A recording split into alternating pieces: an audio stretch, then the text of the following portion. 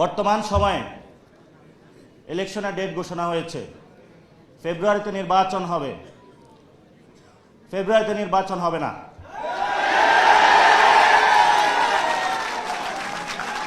শুনুন,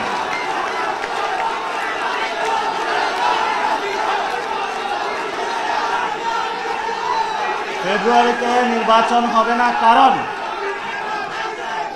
যদি ফেব্রুয়ারিতে নির্বাচন হয়, আমার যে ভাইয়েরা শহীদ হয়েছিল, রক্ত দিয়েছিল সংস্কারের জন্য, একটি নতুন সংবিধানের জন্য, তাহলে কবরে গিয়ে তার লাশটা ফেরত দিতে হবে এই সরকারকে।